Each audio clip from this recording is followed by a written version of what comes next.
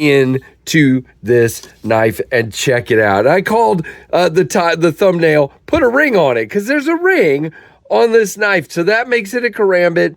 And we're going to talk about is if you don't like rings, is this a useful knife? Can you use it that way? If you do like rings, we'll touch on that some too. But here is the Cavol Kobra. Very interesting. We are a contoured titanium knife with cool milling on it. We have a plunge style button lock. As you can see, it's on bearings and very smooth.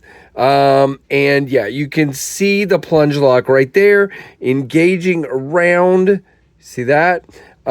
Very interesting style for sure. I like it a lot. Now we have a ring in the back spacer, and you have jimping all the way up around. You do have a slot for tritium here. You have a really cool internally mounted clip, and it does appear that you should be able to reverse the clip, but I am not positive. You see the shape there though? Shape.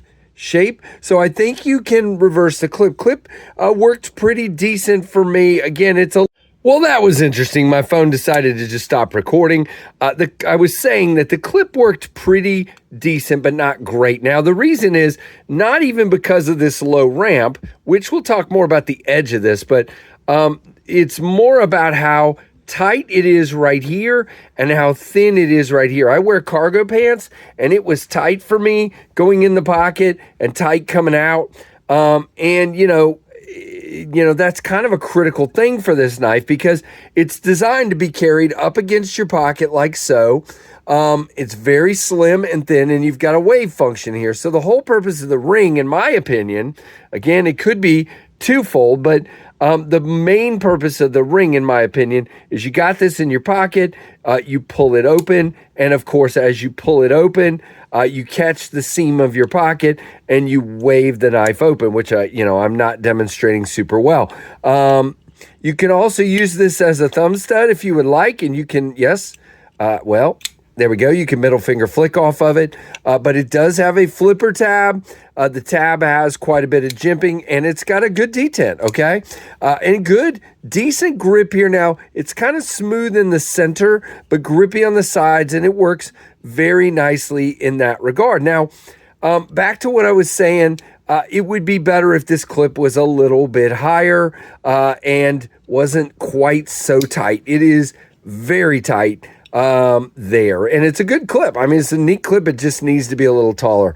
Now, I like how they've nestled this sort of into the ring, milled the ring out. It fills all that space. Really, really cool indeed. Good detent. It's on bearings. Works really, really well. Now, here's the moment of truth here. So, in my mind, the way I would, if I bought this knife and I actually had it, I would need to not use the ring. So the question is it good without the ring? So here's the cool part. This is a great thumb ramp, wonderful thumb ramp. And this choil right here with the relief is awesome for my fingers. So this part right here, this pinch, is fantastic. And by the way, really interesting blade. Almost, it's a flat grind here down to the edge and then a flat grind out straight to the tip, which gives you this kind of thicker tip and a kind of a scrapey razor thing here going on. Now, if I come down now with these two fingers, they go around the clip and this still feels really cool. The question is, what do I do with my pinky? Now, by the way, we do have a little, glass breaker, head knocker kind of thing here on the end. Now, I can, and what I've been doing is sort of wrapping my finger around like this, and that grip really feels good. Now, here's what we're going to go ahead and cut here, because I want you to see that works, okay? So for me, in a cutting, way, this works really nicely, okay? And all I'm doing is just sort of putting my pinky down in there. Now, can you put your pinky in there and does it work? Yeah, absolutely. But I just don't care for that restriction of my finger, okay? By the way, when you're in here, surprisingly, this tip of the clip that's kind of sharp doesn't really bug me. It does get you, you can see right there. but it doesn't really bother me while it's in hand, which is really odd. But it's kind of this relaxed grip. Now, what I prefer is this. I want to be on the outside. I just kind of grip it like this, and it works fine for me. If you like the ring, it's fine. It's just, again, that idea of getting fully engaged and now with one hand kind of wiggling my finger out. I don't like that, and it feels restricted. But again, to each their own. It's already kind of outside my comfort zone with this, wow, Tanto blade here. But it cuts really, really well, and this is pretty sharp. You can see if you want to get that tip down in there, I'm not pushing really hard, but you can definitely use the secondary tip or the tip, but you got to be way up like this, okay? A really interesting knife. Again, action-wise, I'm impressed.